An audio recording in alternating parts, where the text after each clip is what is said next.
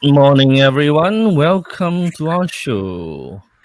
大家早上好，欢迎来到第17的三人制。我很喜欢你每次早上的那个 Good morning， 我差点要呛到 Good morning。That's It's a little bit of energy to boost up the Sunday.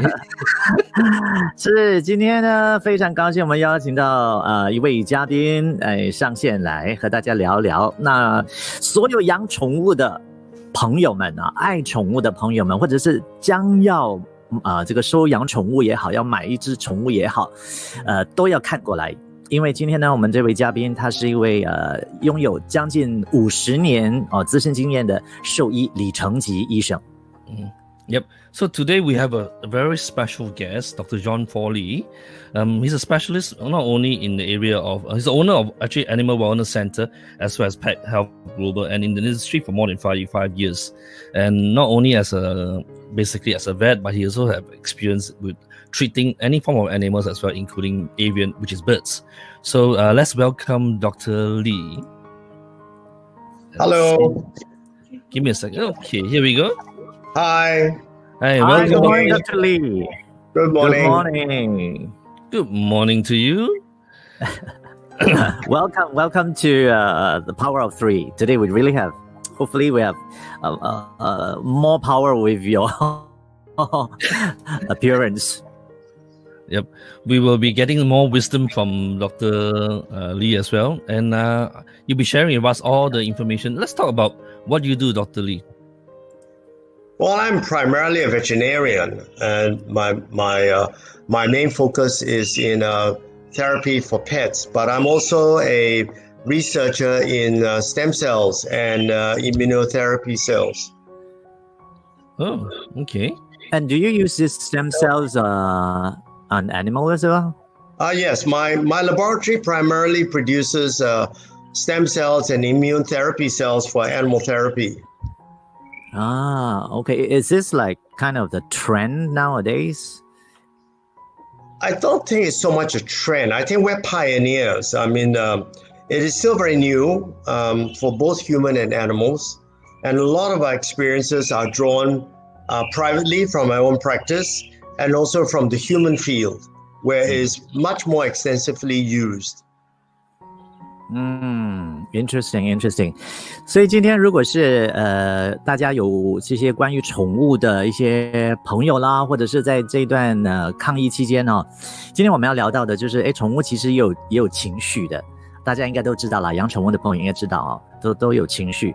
那在这个时候，我们的这个兽医师他是不是也会照顾到一些家里头养宠物朋友他们的这些宠物上的情绪的一些问题？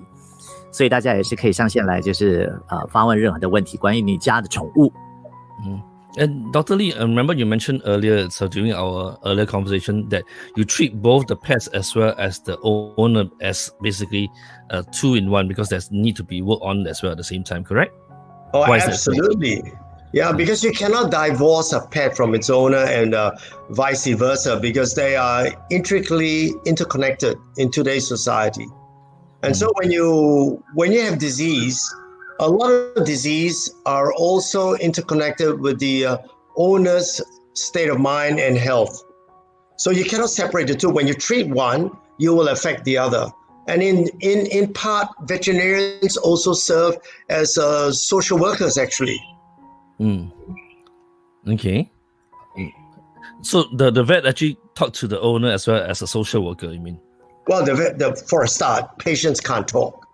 So you get most of the information, the history from the owner. But in hearing the history, you will also, through experience, glean that a lot of problems in a pet actually are caused within the home environment, such as stress-induced problems, which is probably account for 60 to 70% of most problems in pets today. And then owners with specific diseases seem to also have pets sharing the same type of disease, almost as though they share the same disease energy, such as cancers, skin problems, heart disease, digestive disorders. And it's in this way we are trying to move in a field which is actually we don't understand a lot. We just we see it, we observe it, but I think there are a lot in the years to come. There'll be a lot more information and research into this area. Why do pets share similar conditions with the owners? Okay. Is there a connection between the vibrational energy between the two of them? I think we talk about quantum. Quantum is about vibrational energy. The whole universe is about molecules and vibration. So when you break it down to that level, you could sort of understand where if a pet is very close to the owner and vice versa, they virtually, their energies, their vibrations can merge, And we see this in a lot of experiments done at NASA, a lot of experiments done overseas, a lot of observations done in-house between people who are married, between people and their pets, between siblings, between twins. So we see a lot of this. And if you look at quantum, you are right. We are really talking about vibrational sharing. Interesting. 刚才李医师讲到的其实是有关的这个量子学啦。其实刚才我们聊到的，也就是说，到底这个主人如果他身患一些疾病的话，他是不是也会影响到他家中的这个宠物？那李医师是说的相对他们现在在研究当下呢，他们还在研究这个部分。可是我觉得，因为凡是有生命的，应该都是会互相影响的。所以我觉得可能这个是成立的，对吗？打个比方说，I have a question here. It's very simple. I think maybe if the owner is a very temperamental person, character, then are you saying that there is a possibility that their pets might be affected and become temperamental as well? Absolutely. And then we see this all the time. And if the owner is very anxious, the pet becomes very anxious. And pets draw most of the energies and behavior patterns from the owner. In fact, when the owner is stressed, the pet gets very stressed, and it manifests itself in various different types of conditions. Eczema, skin problems, asthma, excessive licking, excessive marking, all sorts of behavioral problems because the owner is undergoing severe stress. So you cannot disconnect the two. You have to treat the two. So myself as a counselor, I can see that. It's easier for me because I've been in counseling for more than 10 years. And when I see this, it's easier for me to then go and ask questions that will help me determine the source, the cause, rather than treat the symptoms. Yeah, I see the logic in that because to a lot of pet owners, I think the pet is just like their kids. 对吧？那我觉得，既然你帮这个宠物当成你的孩子，那很多时候，我就觉得刚才李医师讲的就成立了。如果这个主人呢也是个比较急躁的、比较毛躁的一种个性的话，他相对的也是会影响让他的宠物也变得比较急躁一点了。不知道线上如果是有养宠物的朋友，你今天是不是要就是跟我们分享一下？可能不知道大家愿不愿意透露，如果他自己急躁，他是不是也觉得他自己的宠物是急躁的？Wonder whether the owner would be willing to say they're anxious, right? Never mind. Or maybe our viewers can tell us, what do you think about your pets? Okay. Then that might show a bit of the owner's character as well. True. Okay, here we have a very simple question from our viewer. I think from Cui Shan. Cui Shan, Jasmine, is it? Yes. I think her pets have some very common condition. I think Okay. it was having cough This one or is something. it? Yes. My doggy Cough. vomited 3 days ago and cough all the time. Yeah. And then For your subsequently, a bit of coconut water. Okay, Yeah. maybe Dr. Lee can tell us whether it's right or not, because we don't want to be our own doctors and think that it will and just give the dogs whatever we think that's right. Yeah, I mean, it's very difficult to. We're not here to diagnose disease, but we can give a picture of what might be going on. And of course, the important thing is to go and see a veterinarian because Yeah. coughing. There are many reasons for coughing. One is allergies, environmental allergies, food allergies can cause coughing, just like people. Coughing can also be symptoms of an underlying deeper problem in the lungs. Pulmonary disease or heart disease. So we need to distinguish that. But looking at it in total, everything in the body is connected. You cannot disconnect anything. I mean, most Western medicines treat symptoms. They disconnect everything.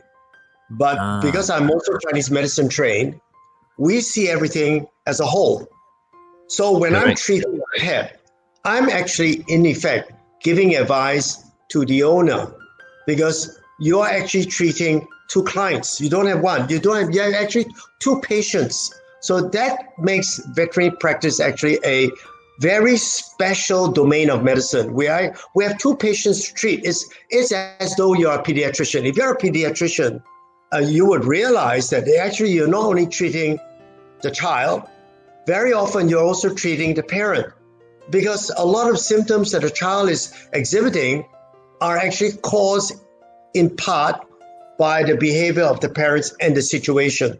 So, I mean, as a counselor, we do a lot of family therapy. And family therapy, in the process of family therapy, we find that a lot of organic symptoms start to manifest or even disappear because everything's connected. So if we talk about a pet and the owner, in the same breath, we see the behavior patterns in children mimicking stress problems within the home or their parents. So we cannot divorce. So as a veterinarian, it's very important that we are trained in not only looking at the pet, should be trained at looking at also the owner, because historically pets are brought in to fulfill a specific function, and it's not to keep a pet for the pet's sake. Is to keep a pet for the owner's sake. The people who own pets buy pets for themselves. It is actually originally a very selfish motive. And understanding that means we are better at looking at the whole picture. Thanks to Dr. Lee for giving us a better understanding. I think that's a very good reminder. I think this is a very reminder. You bought a pet not to just satisfy your own satisfaction. It's got to be both way traffic. Yep.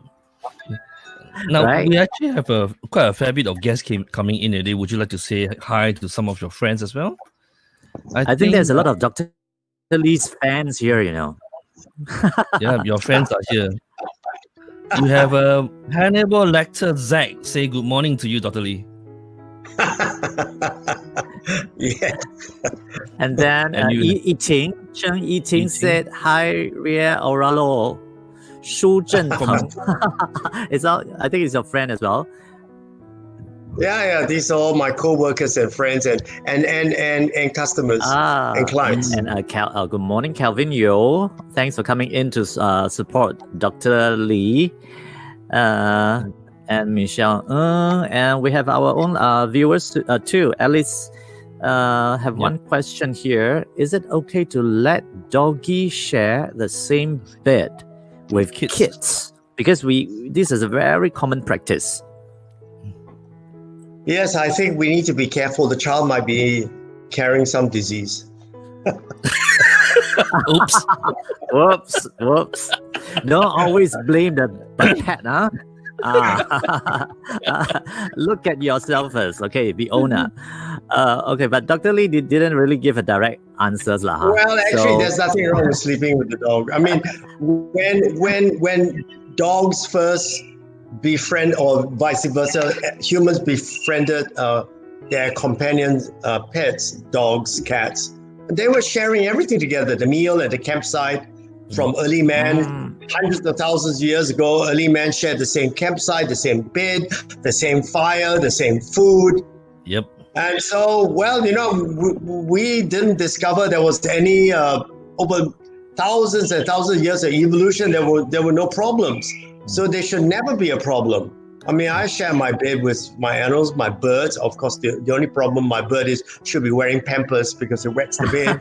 But if you keep the dogs clean and you keep the kids clean, there should be no problems. True. Okay. And we have a question here from Christine.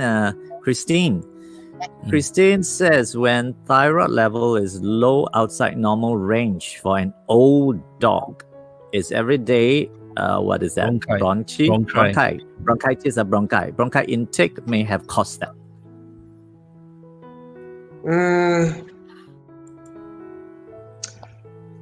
Well, I mean, the thyroid gland is, we know a lot about the thyroid gland, but there's a lot we don't know about everything about the human body yet.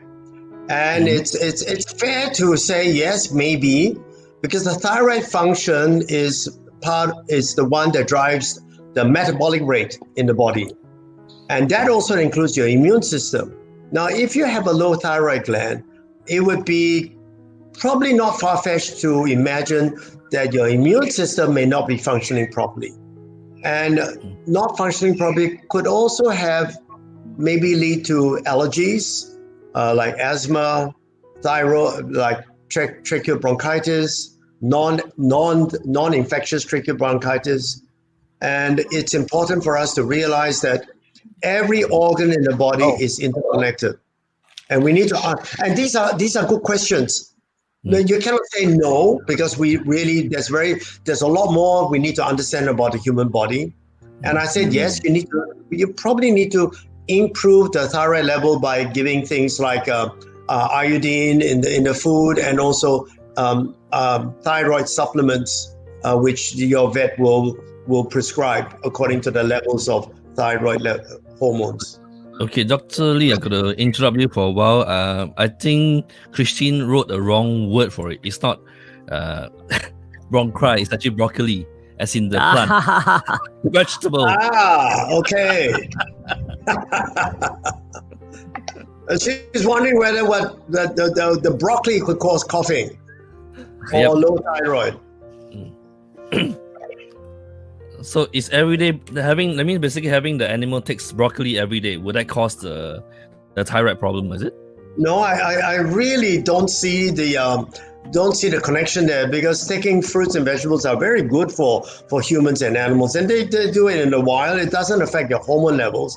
The thyroid function is primarily driven by the immune system and levels of iodine in the diet. If you take diets which are poor in iodine, which a lot of commercial diets are actually very poor in iodine, especially when you're stressed, you need slightly high iodine levels. So these animals become hypothyroid. So taking vegetables doesn't suppress iodine, unless you're just eating broccoli on its own. There is no chemical in broccoli that actually suppresses thyroid function. By the way, Dr. Lee, we have a special guest that want to say hi to you. Oh. He said, hi, Dad. Olivia, say hi to you. Oh, that's my daughter. She's also a functional medicine, but she works for people. I work for animals. OK 哇，你们算是医学世家了，对不对？因为女儿 Olivia 也是医生，可是她是专医人的啊，是专医人的。李医师是专医宠物的。宠物的，对。她也是相信这个。She also practices functional medicine. That means we go to the cause, and she's saying maybe broccoli may be goitrogenic, so it may affect thyroid levels, but in my experience with animals, it doesn't, because thyroid broccoli is not really part of their diet, and they do eat broccoli. It's not enough to cause that problem. You need to eat a lot of it So primarily, most animals eat a very varied diet. And when you're on a varied diet, there are other causes that are more important. Okay. I guess today we have this what do you call a complete package, because we've both Dr. Lee and Dr. Olivia. We can solve both owner and pets Humans problem. and the pets at the same time. And what about coconut water? Because just now one of our viewer, he said that the mother feed the dog with coconut water when the dog is having some cough. Then the cough stop for a while, but later on cough again, and the first start to drop. Yeah, well, some of these could be coincidental. I mean, coconut water, I'm not talking about coconut juice. There's a big difference. Coconut water is virtually it's almost a complete electrolyte drink. If you have dogs that have diarrhea or humans that have diarrhea, coconut water helps to replace some of the electrolytes that are lost. And coconut water has nothing in it that will cause fur to drop, unless of course, the animal is allergic to coconuts. Then it might cause eczema, might cause coughing, but it is not on its own a cure for anything. It's just, to me, it's a very good electrolyte supplement. In fact, in the old days, during the Japanese War, coconut was used as an intravenous drip because we don't have those saline or Hartmann's drip available. So coconut water is sterile. So they were actually puncturing the shell of the coconut, putting in the drip set, and using it as a drip for people who are very sick. And it contains glucose as well. Okay. And just now when Dr. Lee mentioned about this allergies, like because we as a human, we can go to doctor and then check, what we are allergic to, food or medicine. What about animals? Does the vet does that for the animals as well, the pets as well? Yeah, we do. We have allergy tests for pets. We have different types of allergy tests. We do that. I do that in my clinic. There are also allergies in pets and humans follow specific patterns. And these patterns will point you into a direction whether it is likely to be environmental or likely to be food. And in fact, today, the use of, in modern practice, the use of steroids have dropped a lot because steroids don't treat allergies. What they do is they suppress it.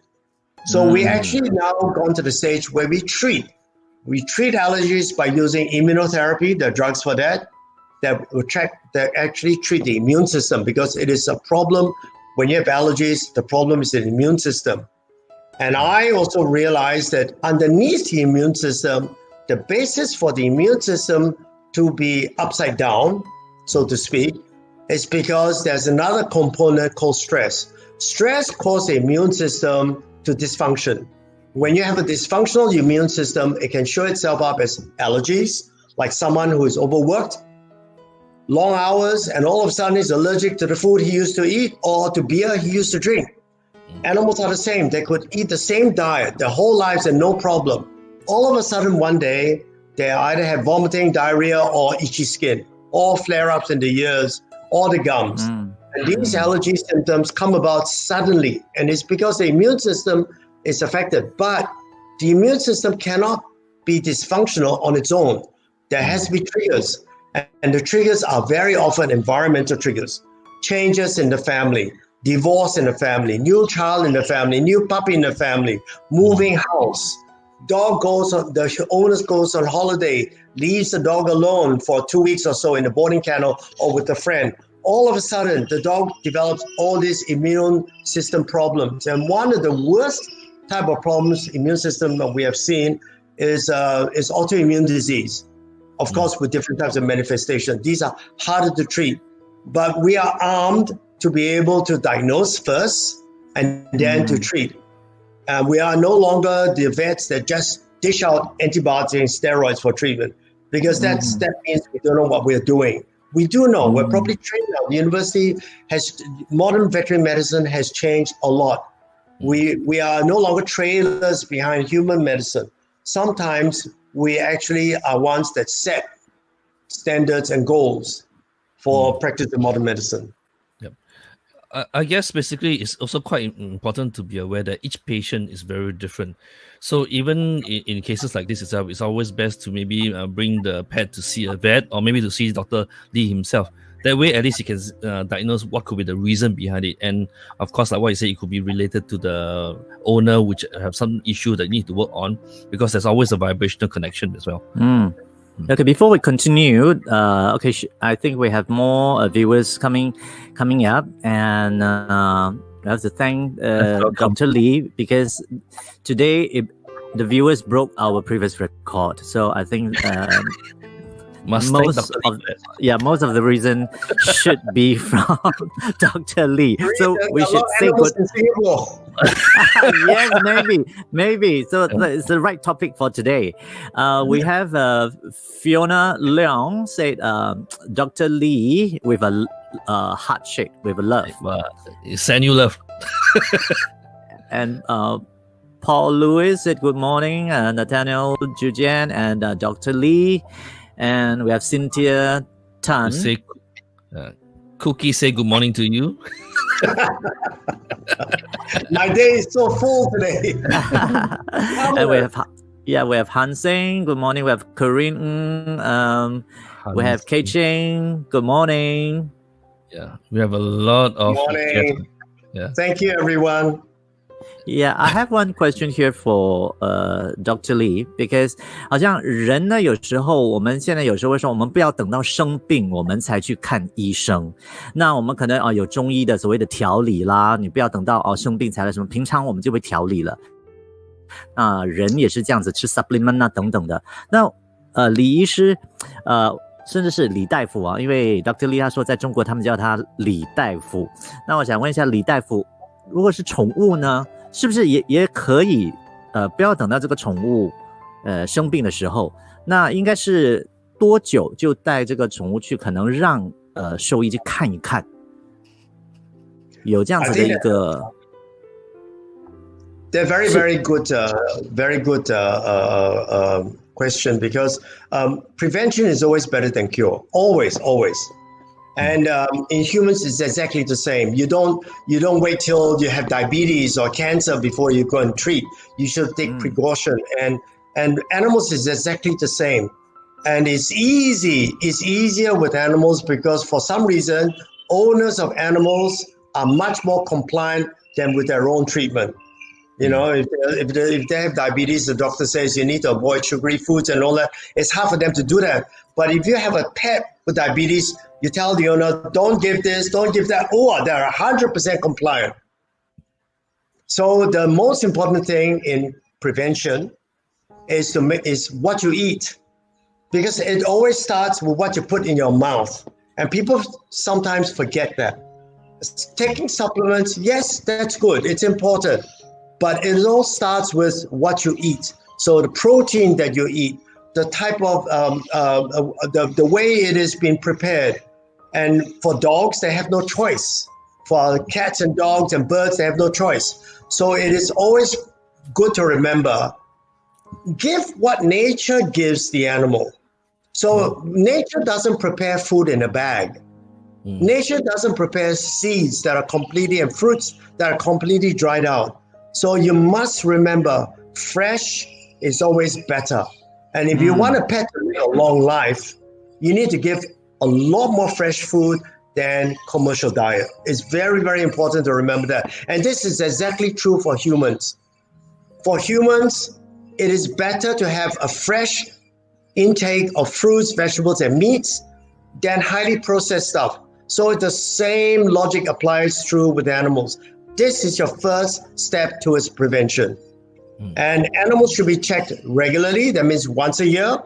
And when they get to a certain age, as they get older, 8, 9, 10 and above, they need to be checked twice a year or more often if they have signs of other problems. Dr. Lee, you mentioned Nat, 你先说。 Okay, Dr. Lee, you mentioned about putting them in the same climate. Now, what about birds-wise? Because they're always caged up, correct? So I remember years ago when I came to see you with my pet mutation peach face lovebird. When they are sick, you teach me to put them in a cage and put a spotlight on it to warm it up. How is that so? Well, because the temperature of birds are higher than that of dogs and cats. They can go as high as 35, 38 degrees centigrade. So the minute a bird is sick, they need to maintain that temperature because that's the temperature the body is best at. The immune system operates optimally at that higher temperature. So when a bird is sick, you incubate them. You put a heating lamp over the bird, bring the temperature up. That's why when a bird is sick, the first thing they do is ruffle up the feathers. If you look at in a cage and the bird is ruffled, it's sick. It's trying to maintain body temperature by ruffling the feathers. So treatment is incubate them. It's more important than giving them antibiotics and this and that. Incubating a bird, sometimes not doing anything else to it, taking the stress away, putting it on a high nutritional diet, they recover. Cool. Okay, we have question pouring in already. Before we Dr. Lee, carry are on, you ready? before we carry on to the questions on the general public, I would like to ask also about Dr. Lee, what is your passion? Oh, my passion. Just about everything in life is my passion. I love children. I love fishing. I love being with animals. I love being with people. I love doing research. I like inventing. I do a lot of inventing. I like building things with my hands. So a lot of my houses I build myself, and I like designing. I enjoy life. I really, really enjoy life. So my passion now is living life to the fullest. That's my passion. Everything I do, my veterinary practice is my passion. My family is my passion. My pets are my passion. My research is my passion. And I also produce a lot of supplements. I'm a clinical nutritionist. So I design a lot of nutraceuticals for treatment of pets. And that's also a big passion. And I also like to do farming. I love fish farming. So I was involved in fish farming, water treatment and all that. So the list is endless to ask what my passions are. It's all about life. Yep. One of the key things I saw in your interview years ago on Channel News here is about you going fishing. And I think Olivia was saying something like when you throw the rod down, you wait, and you wait, and you wait for the fish to come in, right? That's about learning patience. Because the one thing I don't have is a lot of patience. I'm an A-type character. I was hyperactive when I was a child. I have attention deficit disorder, and I still have some of it now. So when I go fishing, it teaches me to relax, to think, to meditate, to take a deep breath, to enjoy nature, and to be in touch with God. Oh, that's good. Oh, I just realized something. We should actually sing Dr. Lee a birthday song. Olivia says it's a post-birthday. It's a post-birthday. A post-birthday. Because your daughter came in and reviewed everything. My dad loved collecting fishing rod. My dad's birthday is on 16th of September. What more? Okay, now let's okay. Our viewers, you can send in your post-birthday wishes for Dr. Paul, Dr. Lee, and we will sing 1 minute birthday song for Doctor. 好不好？来 ，Okay, 1, 2, 3, go. Happy birthday to you. Happy birthday to you. Happy birthday to Dr. Lee. We're having a lag here. one after another. Happy birthday to you. Thank you. We've forgotten there is a time lapse here. Don't reveal my age, please. So we have a very good role model here. Is that your daughter? I know, that's my wife. She just woke up. Oh, your wife must be very happy. Looks like a daughter.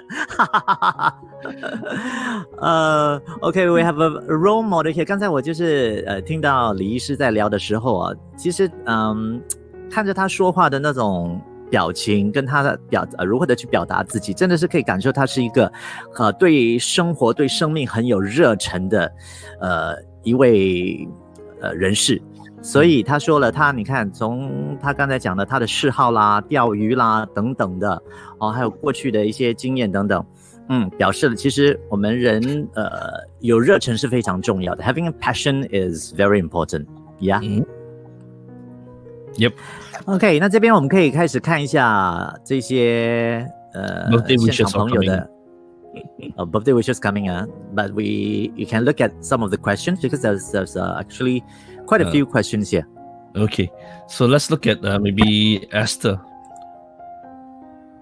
Okay, Dr. Lee, I have a very allergic dog, so I switched them to fully home cooked diet. Is there anything I need to take note of in a fully home cooked diet?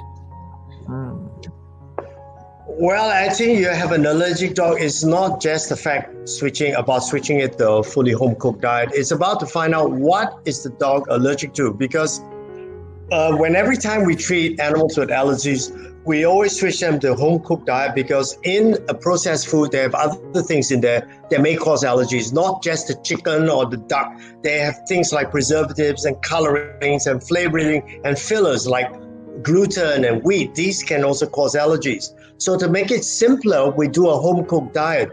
But in doing so, it doesn't mean the allergy is gone. We need to find out through allergy tests what protein, which is the most a primary cause of allergies, what protein is the pet allergic to? It could be chicken, it could be fish, it could be duck, it could be lamb, it could be beef. So it's a good idea to put him on a neutral diet first, which is a straight vegetarian diet. Do your allergy tests, find out what protein, and then the veterinarian who runs these tests would be able to guide you along what sort of proteins you should be used. And you are usually given a list of different proteins you can choose from, because there are no absolutes when treating allergies. Unfortunately, it is the hardest thing to treat allergies in humans and animals. Very difficult, because just when you think you have found the right food and the dog is doing well, and next thing you know, 3 weeks later, he's allergic to that, and then you have to change again. So you need to look at the environment. Something is triggering this immune system. So we need to look at immunomodulation. That's a word we are starting to use a lot in medicine and in veterinary medicine, because in the past, we only learned to train to do one thing. It's called immunosuppression. We give loads of steroids so it doesn't itch anymore, but that doesn't cure the problem. So when we are now looking at immunomodulation through immunotherapy, there's some drugs for that. And also we are looking at environmental changes, talking to the owners, taking the dog out more often, changing the scenery for the dog, removing the sources of stress. Like sometimes for cats, there could be another cat in the household that's really terrorizing this cat. And so it's pulling its fur out, it's just shedding and licking it. All these are environmentally induced. So it's a twofold thing. Food, yes, but first find out what protein it's allergic to. Number two, find out what is an environment that is keeping the trigger going. What is triggering this immune system to be constantly on the edge? Okay. So that's one of the main reasons why. And at the same time, we also have to look into the individual owner as well as animals that's causing the stress around the environment as well, right? Absolutely. So we had a couple that was going through a custody battle over the bird. Oh. And then during this period, the bird went through feather plucking. It just pulled all his feathers out until it's almost bald.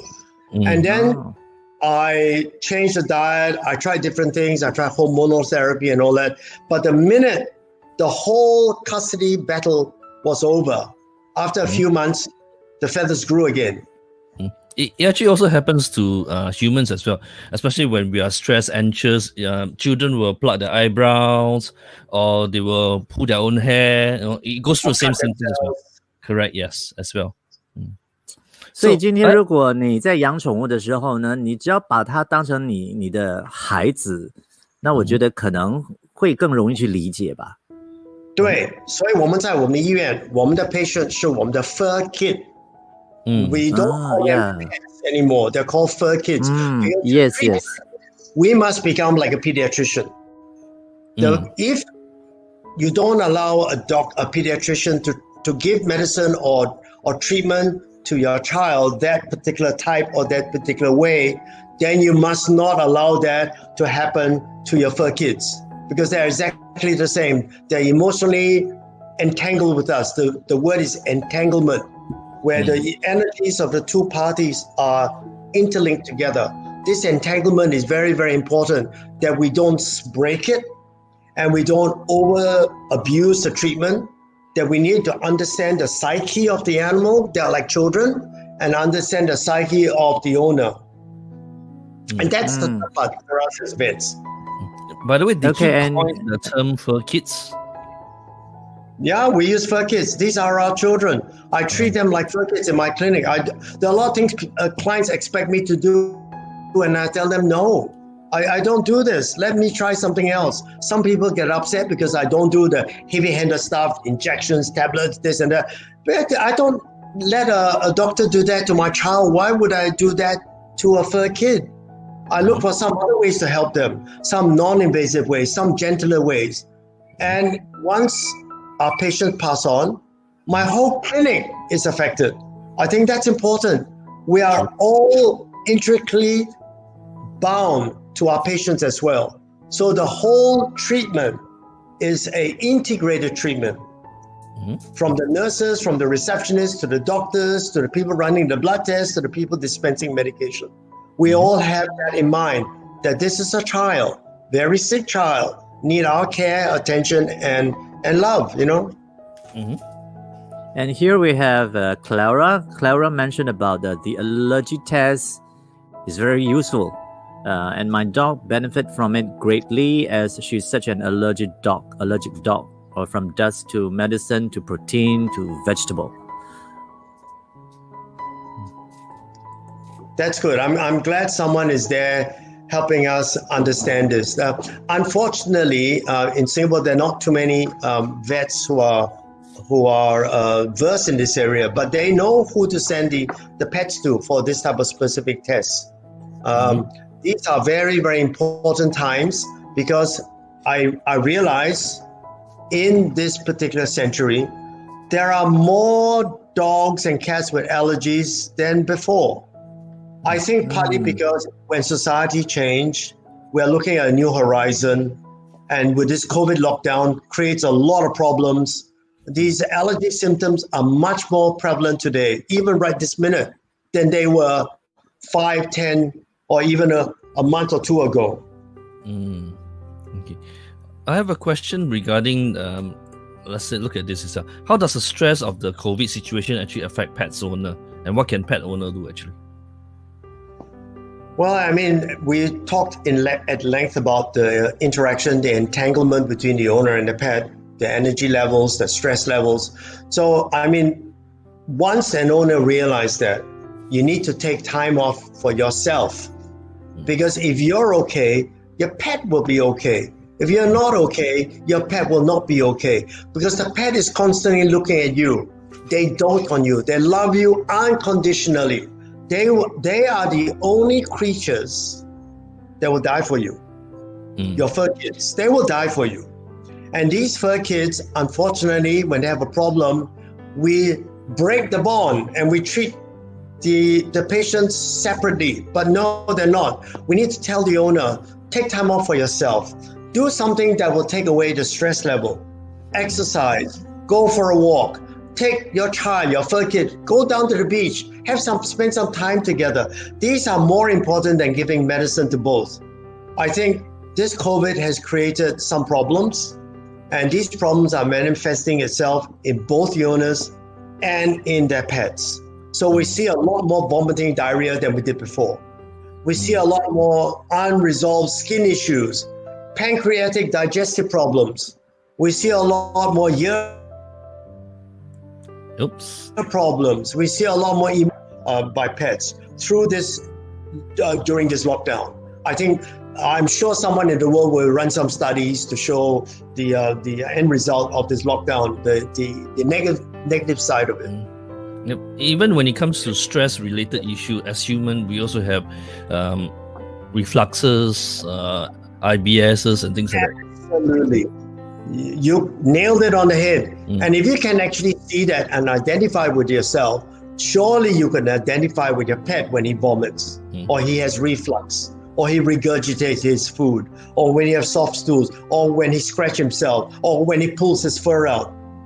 This is so common sense, but unfortunately, the first thing we do, most pet owners, and this is the wrong thing to do, is straight away go to the internet rather than see the vet.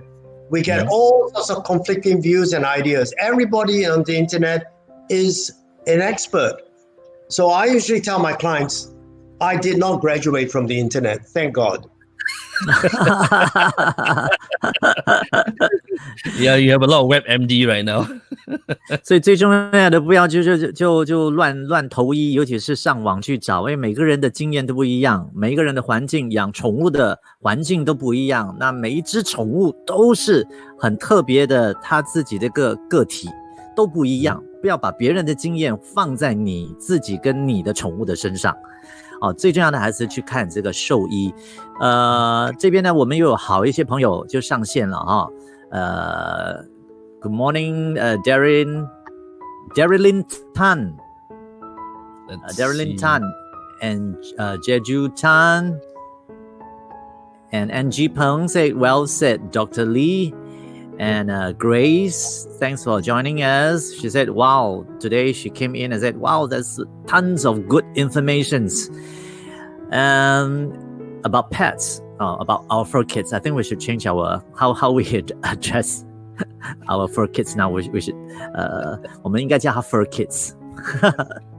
还有 Michelle, Michelle, 还有这个 Jessica, Esther, Josh Huang, Robert, Mark. Wow, we have a lot of fur kids parents. Fur parents, not fur kids. We should change that. We don't own pets. Actually, we are the parents. We should change that title as well. You are right. We call them parents. Yep. So it should become fur parents. No, not fur parents. Fur is just the fur. Okay. Here we have a few questions for Dr. Lee. Is it safe from Rose Chang? And thanks for sharing also our live stream. Rose Chang asked Dr. Lee, is it safe to give NexGuard Spectra to fur kids? Well, let me try to find it. Yeah, well, the thing is, I don't really want to be drawn into that kind of a reply because I don't push any particular products. And I think products have the good points, bad points. I think this is best left between the fur kid parents to discuss this with their veterinarian. Frankly, 坦白跟你的兽医谈这件事，这不是那么容易的。And I don't want to be drawn into that kind of argument. So I think it's best to discuss it with the vet. 我现在知道了，原来 NexGuard Spectra 是一种产品。对，是一个产品。我还以为是什么科学名词。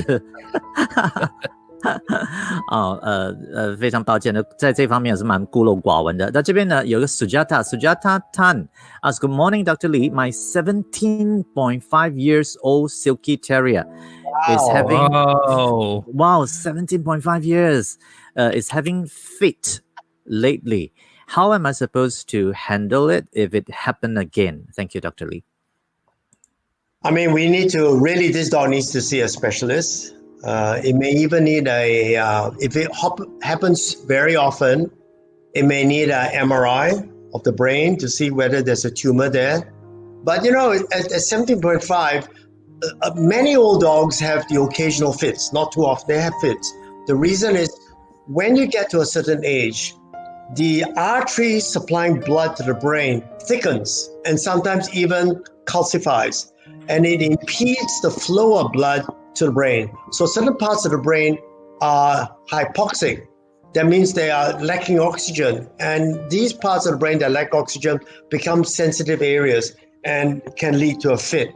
And this is just an age-related problem in an older pet. 17.5, it's a really good age. Medically speaking, we compare to humans, this dog is virtually in his late 80s and 90s. Wow. Yep. We have actually some suggestion from our audiences. Like, for example, Lauren say we should change our name to Paw Parents. Very good. Okay. And I'm a paw vet. Okay. That's a good one. PAUL plus PAW. Paw. Okay, Sharon said something which is quite good. She mentioned that so we all should also check our own health based on the health of our fur kids, since health is reflection of our personal health, which is true. Oh, that is so good. That is so good, and it is so true, because the greatest tool in helping our own health is to have a pet, because they reflect the status of our own health. And that is why they found people who own pets live longer. And by treating the owners, you have a healthy pet. And by treating the pet, you have an healthy owner. So, this is a terrific relationship, both mental, emotional, and physical. And we find that pets make fantastic therapeutic tools for people who have mental problems, such as autism and communication problems. And people who don't have children, the pets, these fur kids are a wonderful surrogate children, or even for that matter, surrogate husbands or wives. Okay. Yep. So I have a question from let's see. Yu Ting was asking to answer a question about Cushing disease. I'm not too sure what's the Cushing disease. Let's see. What is the question? There's one question about the Cushing. Cushing's disease. I'm not too sure what is that. Cushing's disease is a disease where your adrenal gland is dysfunctional. It's hyperactive, either due to increased signal from the brain, or the adrenal gland itself becomes enlarged due to a tumor, and they produce excessive amounts of cortisol.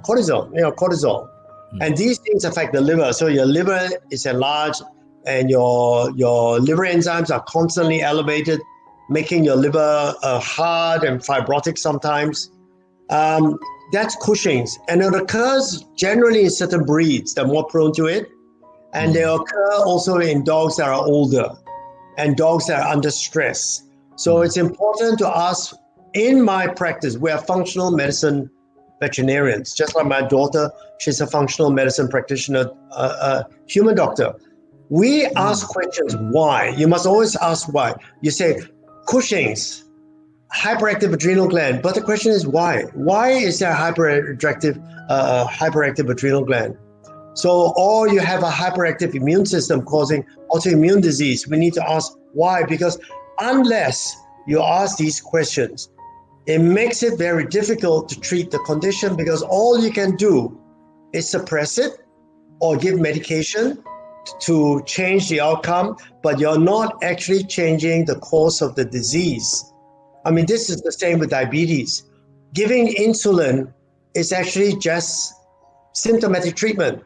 You should be looking at a patient's diet. All of that is very important. Look at the patient's stress level, looking at the patient's hormonal level, because hormones also affect your appetite, and they also affect, and so does stress. And that will affect the way you look at food, and that affects your food intake, and that affects your blood sugar, so it's all related. So as a functional medicine practitioner, if I'm presented with Dr. Cushing's, my first thing in my mind is I would ask why. So I'll start asking questions about the environment. What sort of relationship is it having? When did it start? Is it sudden, or it's been going on for a while? What medication has been given over the years? Because that can also affect the adrenal glands. and the brain, the pituitary gland.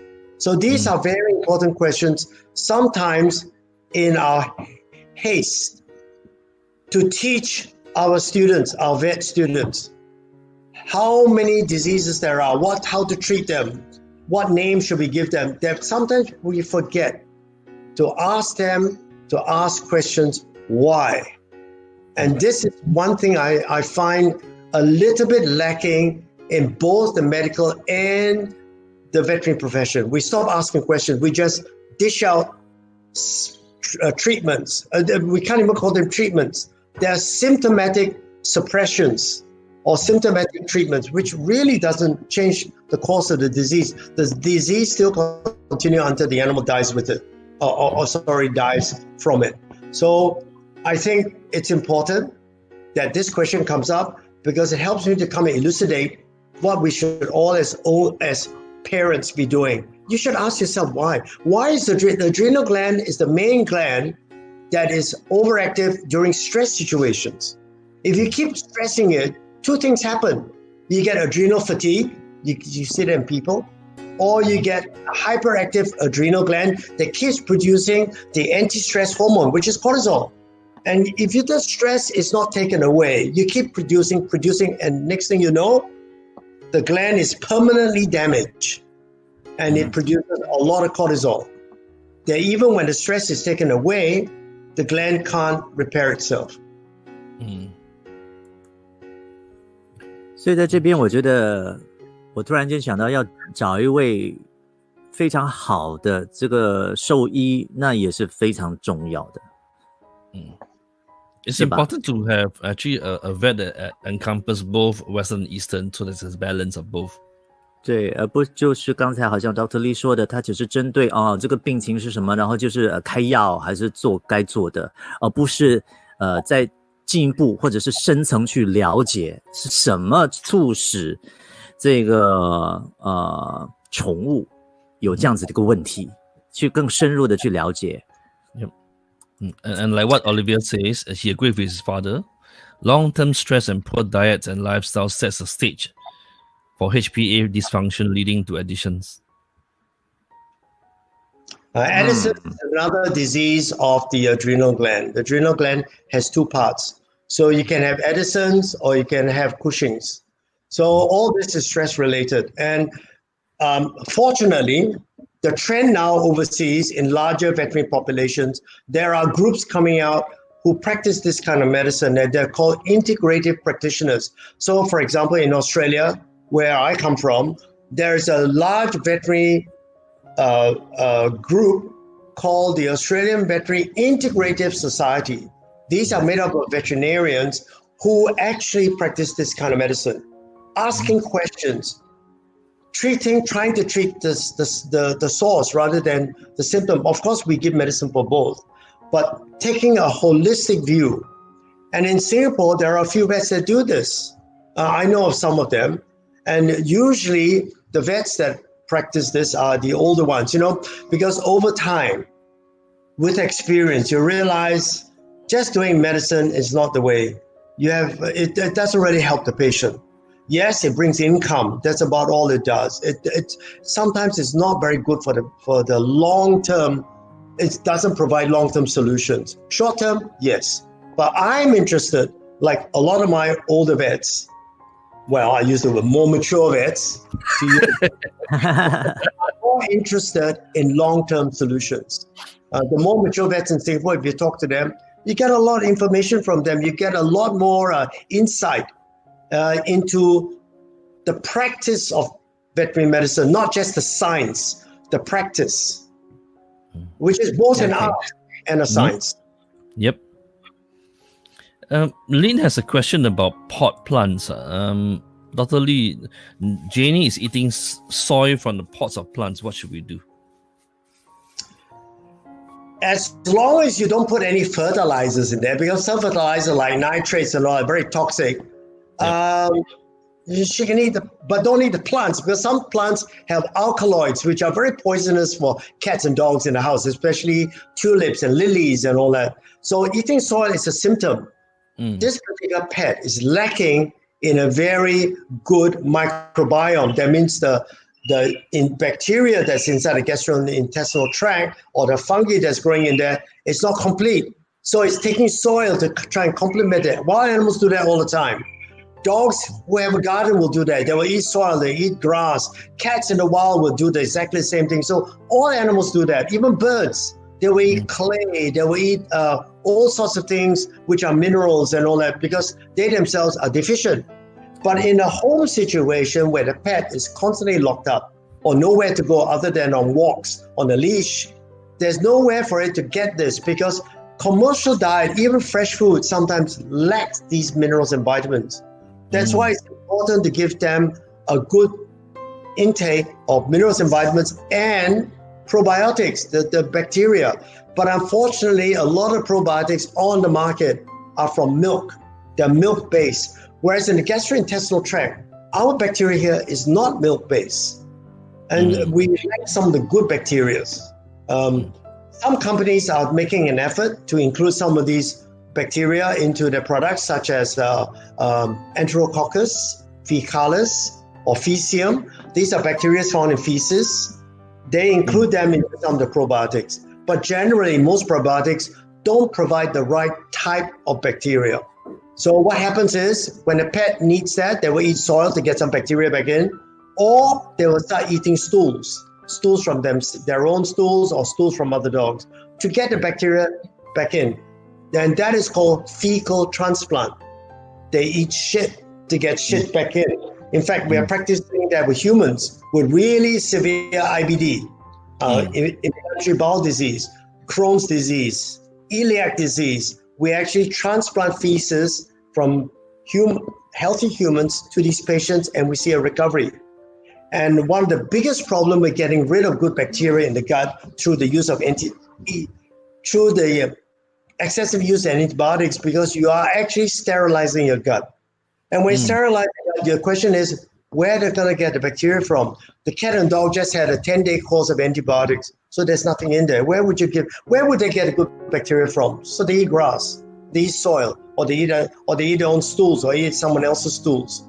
So we need to be, first of all, be very careful with our use of antibiotics because we are destroying the microbiome within the gastrointestinal tract. And secondly, to have an understanding how nature preserves health. Health is not just what you see. Health is what you can't see, and that's the bacteria in the gastrointestinal tract. They make up 60 to 70% of your immune system, if you didn't know that. 60 to 70% of the neurotransmitter substance in the brain, called serotonin, is actually produced in the second brain, which is the gastrointestinal tract by the bacteria. A lot of cats today are deficient in vitamin B12. Why? They don't have the bacteria that produces it. A lot of dogs are deficient in vitamin D because they don't go out in the sun anymore. They're deficient in vitamin C because it's the bacteria that produces vitamin C. So we need supplementation. That's the reason, one of the reasons we need supplementation, because we have trapped our fur kids in the same sterile environment we live in, where we kill everything. We put germicide on everything, on the floor, on our chairs, on the walls, on our hands. We sterilize everything thinking that's the best thing to do. Actually, for pets and for humans, it's the worst thing to do. Very dangerous. Yep. Okay. There's a question that I want to ask you about is raw food better than or cooked food?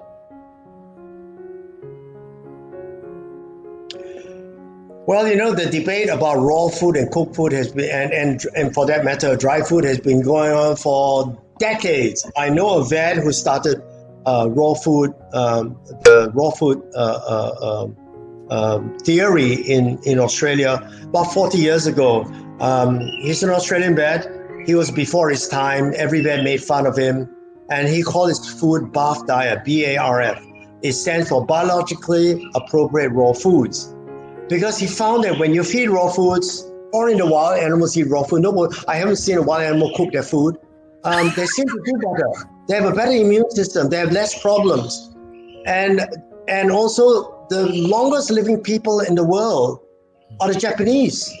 They eat a lot of raw foods. They eat a lot of fermented stuff. Lots of stuff with bacteria and fungi and bacteria in it. And it's important from there that a lot of veterinarians like myself started to look at it seriously. And seriously, animals on raw food seem to do much better. But of course, there must be a process of conditioning. You cannot just suddenly introduce raw food to a dog unless it's a puppy. And that's different. Because the digestive system has changed. The bacteria colony that helps with the digestion has changed. So when you introduce raw food, you need to do it very slowly. And this thing about catching bacteria from raw food, I have not seen raw meat contain no bacteria. Bacteria is everywhere. It's on your kitchen table, it's on your plate, in your hair, on your skin. It's not bacteria that's a problem in raw foods. What we are worried about in raw foods are parasites, worms. So what we do with raw food, if you are contemplating feeding raw food, either buy it frozen, or if you buy fresh, freeze it first, thaw it, and then it's safe. But raw food introduction must be slow. Cook it a little bit, half raw, and then slowly introduce the animals to more raw food. It's actually very good. You know why? Because raw food contains things that are destroyed when you process it with high temperature, like dry food, processed food, and cooking. The things that are in raw food, which is not found in highly processed food, will be things like cofactors, enzymes, very sensitive minerals and vitamins and catalysts. They're all destroyed when you use high temperature cooking. Mm-hmm. Yep. A lot of your patients for parents coming in and they say thank you to that as well. Well, Joanna said thank you, Dr. Lee. He has been our family doctor for our two 17-year-old for most of their life. Yeah, and Pat Lowe says best, and it's not best B-E-S-T, yeah, not enough, must have bestest, B-E-S-T, genius that I have met in my life. Actually, 我真的可以认同 because for the past nearly it's more than 1 hour now. It's 1 hour and 35 minutes. 我没有养过宠物，我对兽医是完全不了解。可是我觉得我在刚刚过去的1个小时，我好像把我这过去所有几十年没听到过的关于养宠物或者是医宠物，或者应该要怎么去了解宠物，我真的是受益不浅。所以我可以 I can vision how Dr. Lee actually have given attention to a lot of your fur kids parents. Yep. Even Cassie said totally agree. It's all thanks to Dr. Lee. Our Jagabee is still alive and healthy today. 是，就是很多朋友还有 Anna， 不过 Anna 她这边也是有一道问题啦。可是我们这边的时间是已经有点超出了。那 Dr. Lee 愿意再就是回答多1、2道问题吗？可以啊。好 so let's maybe just we will end today's program with last 2 questions. Okay. Before that, Audrey want to say thank you for giving him information about Cushing. Okay, and 这边我看到的问题Yep. Dr. Lee, Creamy likes to eat certain grass during his walk.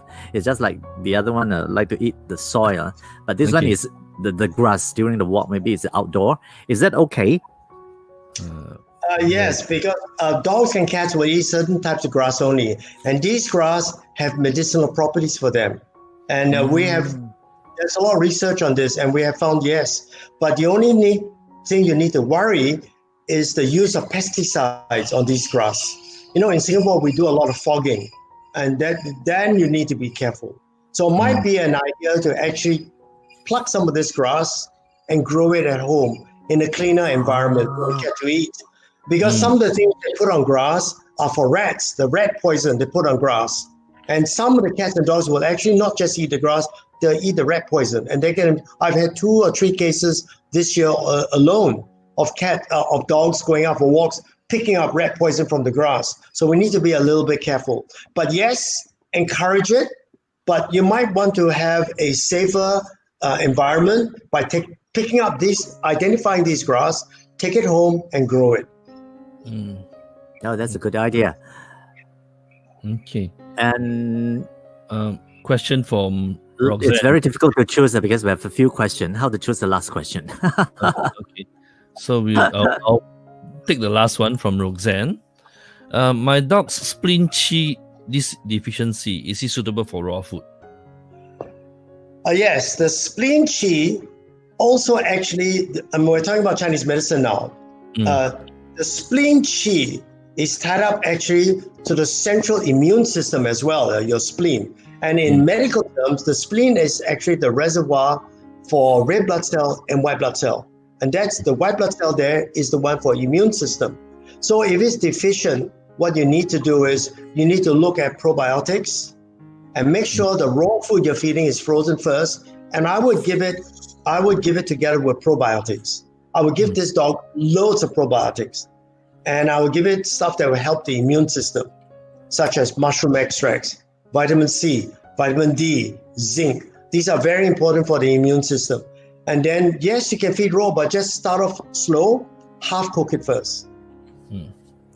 Okay, there goes our last questions. And there was still a last question for me though. my question for Dr. Lee is very simple. What will be the words of encouragement for our audience? Oh, there's only one word I have, which hangs on above my sign. It says, animals get well despite vets. The Creator created animals so they actually heal themselves. All you do is provide the right environment. We are just here to lend a hand. That's all. We're not God. I don't pretend to play God. Animals get well despite sometimes what I do. Okay, back to Chiu Jian. And here we have Erica. I think that's a good wrap up for our special guest, Dr. Lee, today. Erica shares that Dr. Lee saved her dog, Daisy, the mini poodle. She had a 6 blood transfusion in 8 days at another vet hospital, not getting any better, and was about to be put down on Daisy's supposed last hour. We are so fortunate to be connected to Dr. Lee by a mutual friend, and the rest is history. That was December 2019. Daisy is now healthy, happy, strong, 11 years old, gorgeous mini poodle. Hey. We really hope that we can extend the show and to have more time with Dr. Lee for our fur kids and fur kids parents. But I'm afraid, unfortunately, we have to end it today. But hopefully we will be able to have the chance to invite Dr. Lee back to the Power of Three again, one of these days. Yep. Okay, before we close, I realized that basically on our topic, we have always talked about stress. And in our previous episode, we have actually taught the humans how to breathe. Is there a specific breathing technique that you can use it for the pets as well? I'm curious. I think for the most part, nature has given dog a fantastic respiratory system. They know what to do. It's just that we need to make sure that they get fresh air. They need to breathe by fresh air, not in a house or a room. Go into the yard or garden or a balcony. They need to bring in fresh air. And they also need to make sure they get some sun. And our dogs, indoor dogs, are very deficient in vitamin D.